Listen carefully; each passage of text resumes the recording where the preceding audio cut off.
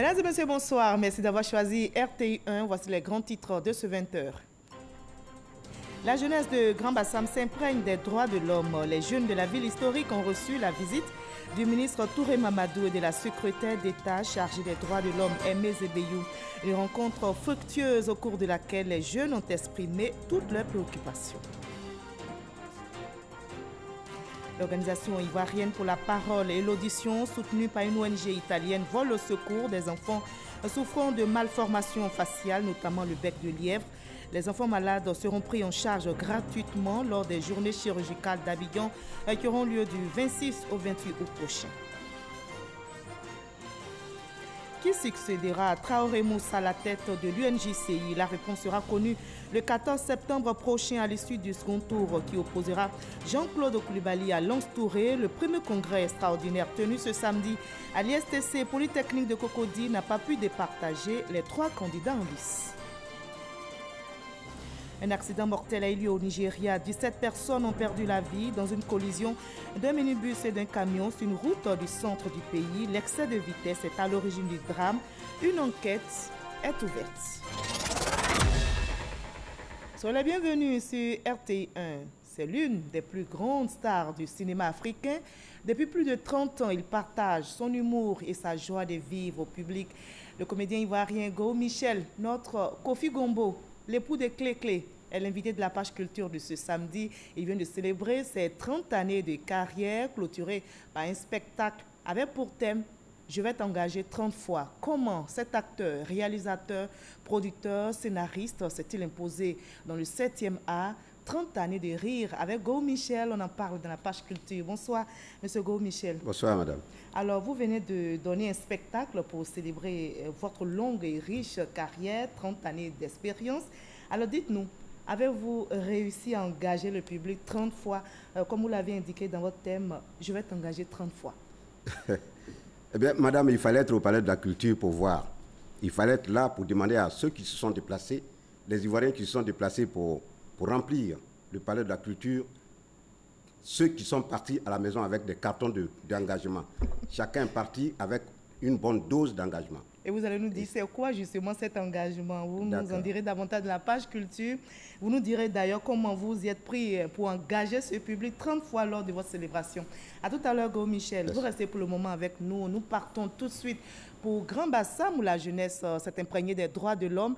Les jeunes de la ville historique ont reçu la visite du ministre Touré Mamadou et de la secrétaire d'État chargée des droits de l'homme, Aimé Zébéyou. Une rencontre fructueuse au cours de laquelle les jeunes ont exprimé toutes leurs préoccupations, nous explique Éric Goury. La jeunesse de Grand Bassam avec à sa tête le maire Jean-Louis Moulot participe à une rencontre sur la promotion des droits de l'homme. Être informé sur leurs droits et devoirs va éviter à cette jeunesse d'être manipulée par des hommes politiques selon les initiateurs. Ces jeunes ont pour hôte Aimé Zébéyou, secrétaire d'État chargé des droits de l'homme, Touré Mamadou, ministre de la promotion de la jeunesse et de l'emploi. À cette rencontre, plusieurs sujets ont été débattus, dont la recomposition de la commission électorale indépendante. Concernant ce sujet, la secrétaire d'État chargée des droits de l'homme s'est voulue très claire. Une commission électorale indépendante, c'est une structure qui est là pour organiser les élections. Mais dans tous les pays du monde, ce sont le ministère de l'Intérieur qui organise les élections. C'est une commission qui a été mise en place après un consensus, parce qu'il y avait au moins 7 partis politiques et des représentants de la société civile qui ont donc discuté pour trouver une composition qui va dans le sens du consensus. C'est l'État qui a les prérogatives de puissance publique. Et si l'État dit « je vous cède une partie de mon pouvoir », vous ne pouvez pas demander à l'État de ne pas être dedans. C'est bientôt les échéances de 2020. La jeunesse est la cible privilégiée des politiques. C'est pourquoi le ministre Touré Mamadou les a exhortés à être responsables et à s'engager pour la bonne cause. Ceux qui n'auront pas compris que les Ivoiriens ont été traumatisés par la crise de 2010-2011 et qu'ils ont besoin d'hommes politiques qui apaisent, d'hommes politiques qui peuvent avoir la force de leurs convictions, mais qui apaisent, qui ne viennent pas attiser encore la haine, la division, et faire croire que vraiment ça sera encore le chaos. Personne n'a envie de vivre encore un chaos dans notre pays. Cette rencontre de la promotion des droits de l'homme va sillonner toutes les localités de la Côte d'Ivoire pour instruire les jeunes sur leurs droits et devoirs. Et après la promotion des droits de l'homme, parlons politique avec le GPP, le groupement des partenaires politiques pour la paix, composé de 13 partis, a tenu un point presse hier vendredi pour se prononcer sur la réforme de la commission électorale indépendante.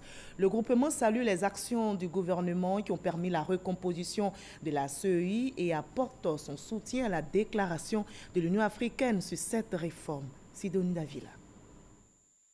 Après 6 mois de discussions et de négociations qui ont abouti à la recomposition de la CEI, le GPP, Groupement des partenaires politiques pour la paix, note sa satisfaction. Le GPP ayant participé de bout en bout aux discussions, aux négociations et aux travaux sur la recomposition de la CEI, se félicite de son heureux aboutissement. Le GPP réitère et adresse ses vives félicitations au gouvernement pour avoir respecté ses engagements internationaux par l'ouverture de ce dialogue politique inclusif et participatif, exhorte et encourage le gouvernement à continuer les échanges. Le GPP prend acte de la déclaration du président de la commission de l'UE avec beaucoup de satisfaction quand il salue le dialogue ayant suscité la recomposition de la nouvelle CEI. Dans le cadre des discussions du dialogue politique initié par le gouvernement du 21 janvier 2019 au 19 juin dernier, le GPP note également qu'environ 90% de ces propositions ont été prises en compte. Le mouvement invite par ailleurs les acteurs politiques de l'opposition à éviter la politique de la chaise vide. Le GPP désirait de voir se consolider le climat actuel de tranquillité sociale, appelle les Ivoiriennes, les Ivoiriens et les responsables politiques de tous bords à quitter la voie de la radicalisation du discours pour emprunter le chemin de la paix. Rappelons que la nouvelle commission électorale indépendante CEI sera composée de 15 membres, dont un représentant du président de la République, un représentant du ministre de l'Intérieur, 6 représentants de la société civile, 6 représentants des partis politiques du pouvoir et de l'opposition, ainsi qu'un représentant du Conseil supérieur de la magistrature. Le RIL, le réseau ivoirien des leaders, vient aussi de tenir une rencontre avec les représentants des partis politiques. Ils ont planché sur le financement des campagnes électorales en Côte d'Ivoire. Les responsables du RIL entendent contribuer au renforcement de la démocratie dans notre pays. Ahmed Traoré, Jean-Luc Bambo. Comment se fait le financement des campagnes électorales en Côte d'Ivoire? Aspect légal et pratique.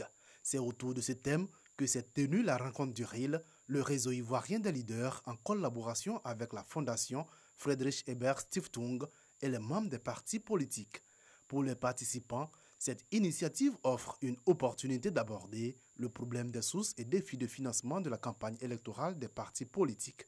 La problématique du financement des élections à venir et pour les autres s'inscrit dans une aspiration démocratique pour renforcer les institutions qui concourent à l'expression du suffrage, qui concourent aussi à l'expression des différentes idéologies portées par nos concitoyens, pour que notre démocratie ait des fondamentaux qui permettent aux Ivoiriens de construire la société de demain. Il était important pour notre jeune démocratie que nous puissions canaliser le financement des campagnes électorales, comme ça se fait dans des grandes démocraties, dans la mesure où la loi ivoirienne qui concerne le financement des élections présidentielles n'est pas très précise et ne prend pas en compte tous les aspects. Nous avons parcouru la loi et nous avons compris que le financement en question, évoqué par la loi, n'intervenait qu'en fin de processus, après que toutes les dépenses aient été faites. Alcide Kouamé, président du réseau ivoirien des leaders, affiche les ambitions de son mouvement qui sont notamment de contribuer à la bonne marche de la démocratie. Nous voulons aller vers les organisations politiques, les organisations de la société civile également, pour mener une étude quantitative et qualitative à l'idée donc de disposer un document stratégique. Et avec ce document-là, nous comptons justement faire un plaidoyer auprès des autorités pour qu'il y ait des instruments qui soient créés pour encadrer le financement des campagnes électorales en Côte d'Ivoire. Les joutes électorales cristallisant les attentions, le réseau ivoirien des leaders entend multiplier ce genre d'initiatives pour contribuer à des scrutins apaisés. Le mouvement Génération Gagnante, un mouvement citoyen, fait le bilan de ses activités. Les coordinations régionales et départementales ont été invitées à poursuivre l'implantation de leur mouvement au plan national et à soutenir l'action gouvernementale à promouvoir la paix et le développement. Abou Sanogo. Le mouvement citoyen Génération Gagnante, qui regroupe des hommes et des femmes de tout secteur socio-professionnel après environ 2 années d'existence, marque une halte pour dresser le bilan de toutes ces activités. Une rencontre donc pour évaluer le système de communication, la stratégie d'implantation, la gestion administrative du mouvement citoyen, d'identifier les difficultés et les insuffisances rencontrées et proposer des solutions. Par ailleurs, cette rencontre bilan a permis au mouvement citoyen Génération Gagnante de réaffirmer son engagement aux côtés du rassemblement des oufouettistes pour la démocratie et la paix et son soutien à l'action gouvernementale. Il était opportun que nous nous asseyions et qu'à mi-parcours, nous puissions faire le bilan de nos activités, surtout que nous sommes à l'orée d'une année électorale où véritablement nous serons mis à rude épreuve pour la mission que nous nous sommes assignés, celle d'accompagner les Ivoiriens et les Ivoiriennes dans le combat qui vaut la peine d'être mené, c'est le bien-être de ceux-ci dans un environnement de plus en plus difficile. À l'issue des différents échanges, le séminaire a fait des recommandations, notamment révisiter les objectifs de départ en rapport avec l'action gouvernementale. Exhorter les coordonnateurs à rédiger des projets qui prennent en compte les préoccupations sociales des populations qui seront passées en revue chaque 2 mois.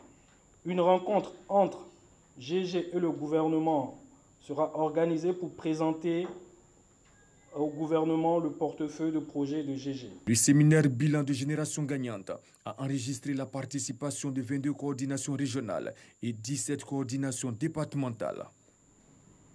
Dans le domaine de la santé, l'organisation ivoirienne pour la parole et l'audition, soutenue par une ONG italienne, vole au secours des enfants souffrant de malformations faciales, notamment le bec de lièvre. Les enfants malades seront pris en charge gratuitement lors des journées chirurgicales d'Abidjan qui auront lieu du 26 au 28 août prochain. Le reportage de Ouattara Amadou Walter dans nos prochains journaux. Je vous conduis maintenant à Lourdes en France où les pèlerins ivoiriens continuent de prier, de se recueillir et ils sont rassemblés au sanctuaire Notre-Dame de Lourdes pour ce pèlerinage international. Des témoignages avec notre envoyé spécial Grace Kando qui revient de Lourdes pour vous. Entre le 11 février et le 16 juillet 1858, la Vierge Marie est apparue 18 fois à une fillette de 14 ans du nom de Bernadette Soubirou à Lourdes en France. Le message a délivré, prier pour les pécheurs et aller dire aux prêtres qu'ils viennent ici en procession et qu'on y bâtisse une chapelle. Le message est toujours d'actualité. Devenu un sanctuaire marial, ce lieu accueille chaque année des milliers de pèlerins venant de divers pays dont la Côte d'Ivoire. C'est le cas de Jeanne qui y participe depuis plusieurs années. Ça fait ma 9e participation, 9 ans de façon continue que je viens à Lourdes. Lorsque je venais à Lourdes, j'avais des problèmes de santé, j'avais des problèmes pour enfanter. Après un premier enfant, je n'arrivais plus à concevoir. Et chaque année, j'ai vu ce que je demandais à la Vierge se réaliser. Petit à petit, j'ai pu guérir de mes problèmes de santé. Ensuite, j'ai fait un premier bébé, un deuxième bébé. J'ai été pendant 8 ans chef de service Et en moins de 2 ans, je suis passée de sous-directeur à directrice, c'est-à-dire en une année, j'ai été nommée 2 fois. Donc ma vie était un véritable témoignage. En plus de Jeanne, d'autres pèlerins rendent aussi témoignage après leur passage dans ce sanctuaire marial. C'est le témoignage d'une pèlerine qui, dans son foyer, ça n'allait vraiment pas. Quand elle partait d'Abidjan, il y avait des difficultés avec son foyer, son mari qui était déjà parti dans un autre foyer. Elle était tout le temps à la grotte, à jeûner, à rester là. Au départ, on ne la comprenait pas. Et miracle des miracles, à notre retour à l'aéroport, ce mari-là l'attendait à l'aéroport. Mais aujourd'hui, elle vit dans son foyer, la paix est revenue dans son foyer. Il y a des choses que j'ai demandées à Dieu, que j'ai obtenues. Mes vœux, mes prières sont exaucées. La preuve, malgré mes difficultés, je peux venir à Lourdes. Ce que je ne peux pas faire de moi-même. Mais par la grâce de Dieu, une personne m'offre depuis plus de 5 ans de pouvoir venir à Lourdes. Le sanctuaire Notre-Dame de Lourdes constitue le plus grand centre de pèlerinage catholique. Il comprend entre autres la grotte, lieu des apparitions, les basiliques du Rosaire et Pie X, des fontaines et des piscines. Toujours en France, d'autres pèlerins poursuivent leur chemin de foi. Ils étaient à Nevers, ville où Bernadette a mené sa vie religieuse. C'était pour un chemin de foi, mais encore une découverte de l'autre face de cette religieuse Bernadette qui reste un modèle de foi pour les chrétiens. Eugène Atoubé. Sous le soleil de Bourgogne, à Nevers, au centre-est de la France, les pèlerins ivoiriens vont enrichir leur connaissance de Dieu par la découverte de l'autre dimension de Sainte Bernadette. Ils sont accueillis là où la jeune fille, sans instruction, à qui la Vierge Marie est apparue 18 fois, a embrassé une vie religieuse. Le foyer des Sœurs de la Charité de Nevers. Célébrer Bernadette aujourd'hui, pour moi, c'est aller à la rencontre de son Seigneur, de son Créateur, de Dieu, à travers la Vierge Marie. Tout ce qu'elle a vécu, nous vivons ça aussi. Et je pense que ça nous touche de pouvoir être plus proche de Sainte Bernadette qui intercède chaque jour pour nous. Et nous aussi, nous sommes des ambassadeurs de cette bonne nouvelle. À l'espace à Sainte Bernadette, les pèlerins conduits par l'association Notre-Dame de Salut ont montré beaucoup d'intérêt de leur présence à Nevers. Visites guidées, messes, prières collectives et individuelles, méditation, recueillement et chapelet à la grotte. Tout un programme au bout duquel les pèlerins prennent un nouvel engagement dans l'affermissement de leur foi. Le chapelet, c'est l'âme de tous ceux qui ont la dévotion pour la Vierge Marie. Aimer la Vierge sans faire le chapelet, ça revient à rien. En fait, Bernadette nous montre bien que toute vie quotidienne est un pèlerinage.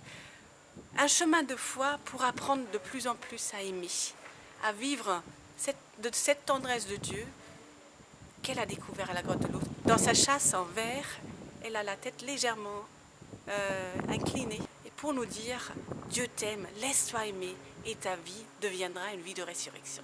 Nevers est une étape nécessaire pour le chrétien dans sa démarche pèlerine quand il y intègre son passage dans les sanctuaires de Lourdes, surtout pour ce que ces deux localités ont en commun. Sainte Bernadette. Des rapports à Jésus par Marie de la Bernadette des Apparitions et Sœur Marie Bernard, la Bernadette religieuse, un trésor d'enseignement pour le chrétien et chemin de foi qu'il est appelé à emprunter dans l'observance de son baptême et en se rappelant toujours la force du chapelet. En étant en communion avec la Vierge Marie, elle nous amène à son Fils Jésus-Christ. Comme Jésus l'a dit, il faut passer par moi pour atteindre le Père. Je pense que pour atteindre la Vierge Marie, il faut passer par le chapelet. Par Marie à Jésus. Osons passer par ce chemin qu'est la Vierge Marie. Et puis par Marie, nous apprenons beaucoup de choses, beaucoup de vertus. La vertu d'humilité et de simplicité. Elle nous enseigne cela. Et c'est ce qu'elle a pu mesurer dans son Fils qu'elle nous transmet, nous aussi, pour que ici, nous en vivons pour la gloire de Dieu. Les pèlerins ivoiriens ont vu le corps de Sainte Bernadette encore intact exposé dans une châsse à la chapelle de l'espace Sainte Bernadette. De Lourdes à 9h, Bernadette est restée constante dans sa confiance en Jésus jusqu'à sa mort. Une de ses paroles fortes, il faut aimer sans compter et se dévouer sans mesure. Et tout est bien qui finit bien. Dans l'actualité sportive en Côte d'Ivoire, la Fédération ivoirienne de football a trouvé un règlement à l'amiable à la crise qui secoue l'Africa Sport depuis la saison passée. Les deux protagonistes, Alexis Vagba et Antoine Bailly, ont signé un protocole d'accord visant à permettre au club vert et rouge de retrouver une paix définitive. Salif Ouattara de RTI Sport. Alexis Vagba et Antoine Bailly ont fumé le calumet de la paix des braves. Fini les querelles internes et la guerre médiatique. Les pourparlers qui avaient débuté entre les deux principaux acteurs de l'Africa Sport d'Abidjan ont donc pris fin au siège de la Fédération ivoirienne de football dont les responsables étaient les initiateurs. Les parties conviennent que la présidence du bureau exécutif sera assurée par M. Alexis Vagba. M. Antoine Bailly, quant à lui, assurera la présidence déléguée de la section football du club. Pour marquer la sortie d'une crise qui aura duré presque une saison et surtout pour respecter la procédure administrative, Alexis Vagba et Antoine Bailly ont paraphé un document marquant les clauses de leur entente pour la saison sportive qui s'annonce. Je voudrais profiter de ce micro pour dire à tous les membres associés de ne mettre pas la terre. Il faut faire des sacrifices. Beaucoup de choses ont été dites, mais qu'est-ce qu'on recherche? La construction du club. Tout ce qu'on souhaitait, c'est que l'Afrique aille de l'avant. Si on a pu accepter ça, on n'a plus trop de commentaires. Il faut passer à l'exécution de ce qu'on fait. Au bout de la saison, une assemblée générale extraordinaire devra être organisée pour permettre à l'Africa Sport d'Abidjan de se choisir un nouveau président à travers des élections supervisées par l'instance fédérale du football ivoirien. Alexis Vagba et Antoine Bailly ont donc 72 heures pour passer à l'application du document qu'ils ont paraphé et échangé devant la presse sportive. Au niveau des médias, la question est toujours pendante. Qui succédera à Traoré Moussa à la tête de l'UNJCI, l'Union nationale des journalistes de Côte d'Ivoire? La réponse, bien évidemment, sera connue. Notez bien, le 14 septembre prochain, ce sera l'issue du second tour qui opposera Jean-Claude Koulibaly à Lance Touré. Le premier congrès extraordinaire tenu aujourd'hui à l'ISTC Polytechnique de Cocody n'a pas pu départager les 3 candidats en liste. Le témoignage de Salima Toudia. Ils sont 552 journalistes électeurs à se rendre au bureau de vote ce samedi à Abidjan pour élire leur nouveau président du conseil exécutif et leur nouveau président du conseil d'administration. Nous avons 3 candidatures au conseil des études, 4 candidatures au conseil d'administration. Tout cela se trouve sur un bulletin unique. Tous ceux qui devaient être absents aujourd'hui sont venus retirer eux-mêmes leur procuration. Ce qui fait que le secret du vote est toujours conservé. Le renouvellement des instances de l'Union nationale des journalistes de Côte d'Ivoire, UNJCI, avec ce premier congrès extraordinaire, relève de la maturité et d'une importance capitale pour la corporation. Il était très important que nous soyons là, après l'incident qui s'est passé la dernière fois, pour venir ensemble faire le toilettage et repartir sur de nouvelles bases pour montrer que le journaliste reste attaché aux valeurs démocratiques. Quel que soit le résultat de ce vote, personne ne va gagner. La seule personne qui gagne, c'est l'UNJCI. La seule personne qui gagne, c'est les journalistes de Côte d'Ivoire.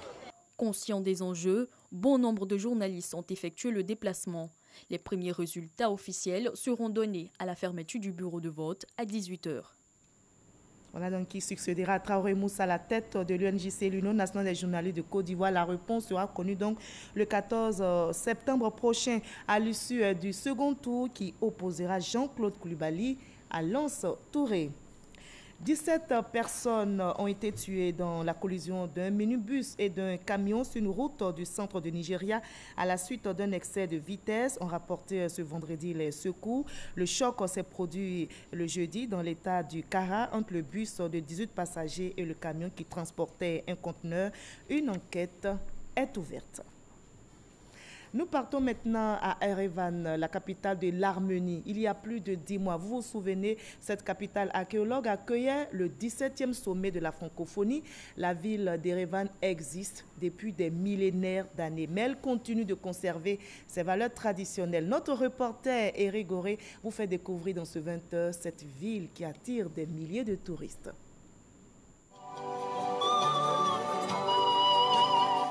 Erevan, vieille ville de plus de 2800 ans, la ville conserve ses valeurs traditionnelles. Des artistes peintres plus nombreux que les photographes, car ici, le portrait artistique passe avant la photographie moderne.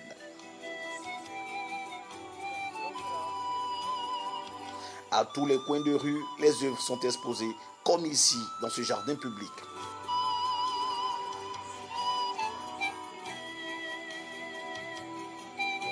Des musiciens traditionnels jouent aussi leurs instruments qui datent de l'Antiquité, devant un public.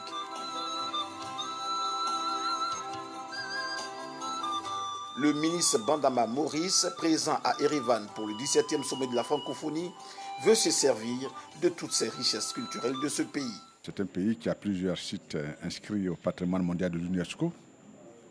Vous avez pu voir que sur la façade du centre de conférence, des œuvres d'art, des sculptures. C'est donc un pays qui a une tradition millénaire comme l'Égypte et qui tient à préserver son patrimoine. Évidemment, notre ambition, c'est de bénéficier de leur expertise, surtout dans le domaine du patrimoine. Patrimoine matériel, sur le domaine de l'archéologie.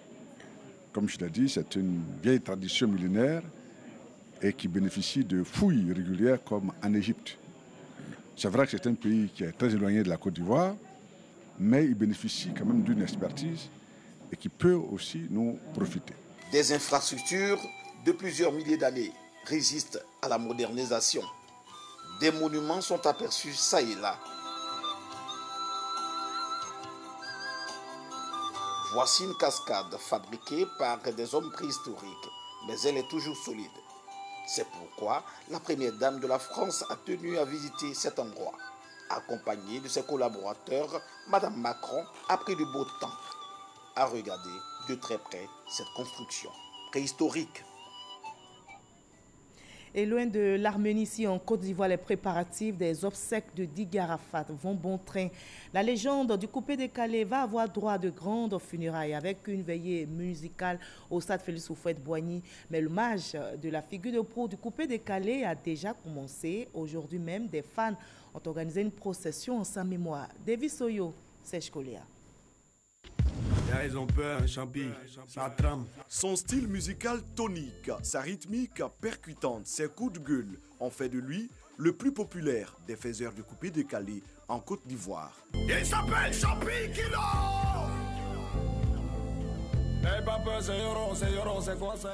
Avec la complicité de son arrangeur attitré Champi Kilo, Didier Arafat aura marqué de son empreinte ce mouvement qu'il a contribué à propulser au niveau international. Que vous le voulez, que vous ne le voulez pas, je reste le Yoruba, désormais la poche. Depuis le 12 août, date de son décès, les hommages se multiplient. Ce samedi 24 août 2019, des milliers de fans entament une procession dans les rues d'Angré à Cocody jusqu'au lieu du drame à la 7e tranche. Avec mes soeurs, on est toujours partis à ces concerts. De 2009 jusqu'à 2019, on a toujours soutenu. Et aujourd'hui, malgré le travail, on s'est dit quoi, quel que soit ce qui allait arriver, on devait venir pour soutenir notre frère, notre père, le père de la Chine, parce que c'est quelqu'un qui nous galvanisait. Enfants, jeunes, adultes, personnes âgées témoignent leur attachement à celui qui se faisait appeler le président de la Chine. Je suis une mère chinoise.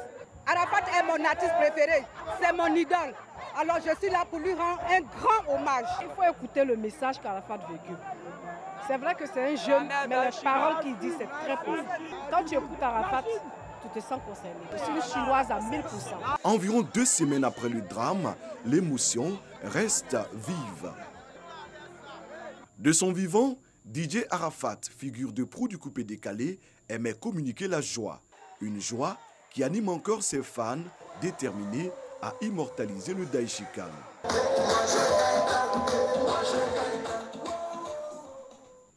Voilà, on en arrive à l'entretien avec notre invité de la page culture de ce samedi, Gou Doukourou, Michel Siriki. C'est votre nom à l'état civil. Tout à fait. Alors, comme on l'a entendu, depuis le décès de Dick Arafat, c'est un coup dur pour la Côte d'Ivoire et pour le continent. Oui, comme vous l'avez dit, hein, c'est un coup dur pour toute la Côte d'Ivoire et tout le continent africain, même au-delà de notre continent, parce que c'est un grand homme qui s'en est allé, un grand artiste, une grande star qui s'est couché. Mais comme on le dit dans notre jargon, un artiste ne meurt pas. Quand il tombe, il faut l'applaudir parce que c'est comme une armée qui va au front et un soldat tombe parmi eux. On l'enjambe et on continue le combat. Et la vie continue. Et la vie continue. La vie continue avec Gou Michel. Voilà. Ce soir, vous êtes là pour nous parler de votre longue et riche carrière, 30 ans de rire, d'humour, mais surtout d'engagement. Alors, dites-nous ce soir, dites-nous tout. Quand Gou dit « je vais vous engager », ça dit quoi? Je vais vous engager, c'est une menace. C'est une menace douce. C'est une menace douce. C'est comme j'allais dire, je vais te gifler. Je vais te gifler, c'est encore violent. Mais la douceur vient de l'engagement. Engager, tout de suite, on pense à embaucher quelqu'un. Mais moi, dans mon vocabulaire, engager, c'est porter un coup doux. Mais c'est après que tu sens la violence de ce coup. Mais une violence douce. Oui, c'est une violence. Ça, c'est un dictionnaire de Gou. Parce que quelqu'un disait que quand tu as une force, il faut l'exposer pour ne pas avoir à l'utiliser. C'est ça. D'accord. Alors, les spectateurs au Palais de la Culture le 18 août dernier se sont prêtés au jeu, justement. Vous les avez entraînés dans un fou rire. Vous les avez engagés, vous l'avez dit. Dites-nous, Gou, grand comédien aujourd'hui, qu'est-ce qui vous a amené justement à ce métier? À ce métier, franchement, ça vient de très loin. Quand je plonge dans le passé, c'était depuis l'école primaire. L'école primaire où j'étais timide. Et pour combattre cette timidité, mon maître Yobo Victor, à l'époque, m'a demandé d'intégrer le groupe de kermesse de l'école. Et c'est là que j'ai eu le salut. Et quand j'ai intégré le groupe, j'ai vu qu'effectivement, au lieu de m'isoler, ça m'a quand même permis de combattre cette timidité. Et depuis, là et moi, on est restés ensemble. Donc vous avez venu au théâtre pour vaincre votre timidité. Dans un premier temps. Vous avez dû vous battre pour avoir cette renommée. Vous le dites clairement dans votre ouvrage, Michel Gou, Destin d'un miraculeux. Alors dites-nous, comment vous êtes arrivé à vous imposer dans ce secteur de l'audio, du cinéma? C'est pas facile. Hein. Au départ, on disait que l'art ne nourrissait pas son homme. Et peu de familles acceptaient que leurs enfants aillent à ce métier. Parce que faire l'art, faire le théâtre dans toute sa dimension, c'était un chemin de perdition qui ne disait pas son nom. Et à l'époque, quand moi j'ai choisi de faire le théâtre, même dans ma famille, personne ne voulait m'y encourager, sauf mon grand frère Castel. Et pourquoi? Parce que c'est un chemin où on ne pouvait vraiment pas récolter quelque chose de bon. Emprunter le chemin du théâtre, c'est le chemin des paresseux, de ceux qui ont tout raté, des vagabonds. Aujourd'hui, vous leur avez donné tort. Oui, parce que moi, je savais où je partais. Je croyais à ma chose. Je me suis donné les moyens pour y arriver. Voilà, donc depuis le bas âge, j'ai embrassé ce métier et nous sommes restés ensemble jusqu'à aujourd'hui. Et vous l'avez dit, vous avez toujours voulu devenir journaliste. À l'époque. À l'époque. Quand j'étais à l'école primaire, je regrette pas trop. Je ne regrette pas trop parce que le métier du journalisme et celui que nous pratiquons, ça va de pair. Parce que c'est un métier de communication, c'est un métier de formateur d'esprit. Et donc, on se croise quelque part, le journaliste et nous. Alors, comment vous vous préparez avant de monter sur scène? Parce que là, hors des planches, ou bien hors des caméras, Gou Michel n'est plus le même personnage. Oui, parce que moi, j'ai horreur de la médiocrité. Je veux toujours gagner là où je suis et j'aime pas aller dans la dentelle. Et quand on me présente une pièce de théâtre à jouer, il y a le stress d'abord, le souci de bien faire, de réussir ce que j'ai à faire pour ne pas décevoir ceux qui me soutiennent, pour ne pas décevoir mes fans. Donc, j'ai peur d'échouer. Et cette peur fait que, avant même de monter sur scène, je chauffe, je fais la fièvre. Alors là, on ne le sent pas du tout. Ah si. Alors, dans votre carrière, quel est le rôle que vous avez joué qui vous a le plus marqué? Massa Roi Dieu. Massaroua Dieu, c'était avec Fargas Assandé dans le Nzassa Théâtre. C'était en 92. Quand j'ai joué ce rôle, je me suis senti heureux parce que c'était mon premier rôle que je campais. Et mon premier grand rôle, c'est-à-dire le premier rôle que je campais. Et qui vous a révélé? Et qui m'a révélé. Qui m'a révélé parce que c'était au cours d'un festival de théâtre en Côte d'Ivoire et j'avais remporté le prix de meilleur acteur. Et moi, il y a justement un film, un rôle que vous avez campé qui m'a aussi marqué, qui a marqué la régie. On va regarder ensemble et puis on va commenter. Si c'est pas moi, comment j'ai payé l'argent? Tu penses que c'est on est là pour toi? Attends, ça va pas payer. Il y a quoi? Abbas, il y a quoi? C'est pas la petite fille prin-prin.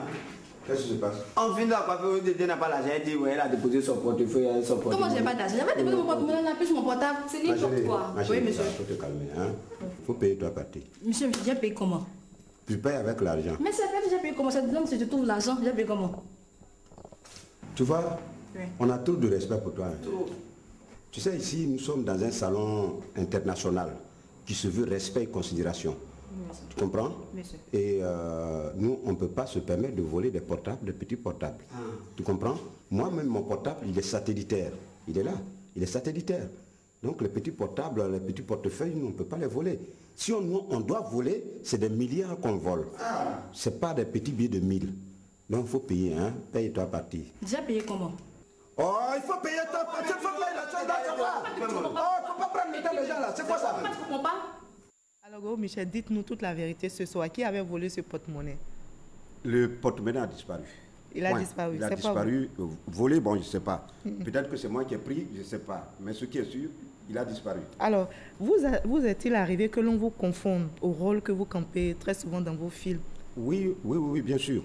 Il y en a qui confondent, ils ne savent pas faire la distinction entre le rôle que tu campes et ta personne. Et ça fait qu'il y en a qui t'abordent et qui te lancent des flèches tout de suite, sans chercher à comprendre. Cela vous est-il arrivé? Bien sûr. Une petite anecdote en 2 mots? Une petite anecdote, il y a quelqu'un, quand je faisais Kofi Gombo, il y a un monsieur qui m'a croisé à Bobo, il me dit, ah voilà, Go, pardon, j'ai quelque chose, je te cherchais depuis longtemps. Voilà, je te sais vraiment un homme courageux, respectueux, travailleur, mais tu as commencé à faire quelque chose ces derniers temps-là. Franchement, ça ne me plaît pas, il faut que je te le dise. J'ai dit oui, qu'est-ce que j'ai fait? Il dit mais tu es devenu escroc. Tu es devenu escroc, ça ne te ressemble pas. Il faut changer. Parce que seuls les imbéciles ne changent pas. Ça veut dire je sais que tu peux changer. Et vous avez conclu, c'est parce que vous jouez tellement bien, M. Go. Mais pour arriver là, votre vie, vous l'avez dit, n'a pas été un fleuve tranquille. Vous avez traversé beaucoup de difficultés. Et ce soir, toute cette jeunesse qui vous regarde, qui aimerait embrasser cette carrière, qu'est-ce que vous avez à dire sur votre vie en 2 mots? En 2 mots, moi, je pourrais commencer depuis l'école primaire parce que, comme tout bon enfant, moi, j'avais voulu aller très loin à l'école, faire l'université, décrocher des diplômes. Mais Dieu a décidé autrement. Depuis l'école primaire, j'ai été cloué au sol par une paralysie totale. Et cette paralysie totale, au début, avant qu'elle ne soit totale, j'arrivais à me déplacer avec des béquilles. Et quand je partais à l'école, entre la maison et l'école, qui était située à 1 km de ma maison, je pouvais tomber au moins 10 fois. Chuter 10 fois et je me relevais. Du fait de cet handicap. Voilà. Donc quand j'arrivais à l'école, tous les élèves me suivaient pour savoir combien de fois j'allais tomber. On dit, oh, suivez-le, il va tomber. Et effectivement, je tombe. Je me relève. Et ça fait que les moqueries ont fait que je me suis retranché à part. Parce que ça a créé une timidité à moi. Et je n'osais plus approcher les autres. Et franchement, c'était difficile à supporter. Et après, la paralysie est devenue totale. Je n'arrivais plus à me tenir sur mes jambes. Et j'étais couché là, j'attendais maintenant que la mort arrive. Parce que mes parents ont tout fait, ils ont parcouru les hôpitaux, chez les guérisseurs, mais rien. Et la maladie ne faisait que me décimer. Et j'étais couché là, je me disais, si la mort doit venir, qu'elle vienne vite pour qu'on en finisse. Et d'autres, les visiteurs qui venaient me voir... Mais, Go, oui.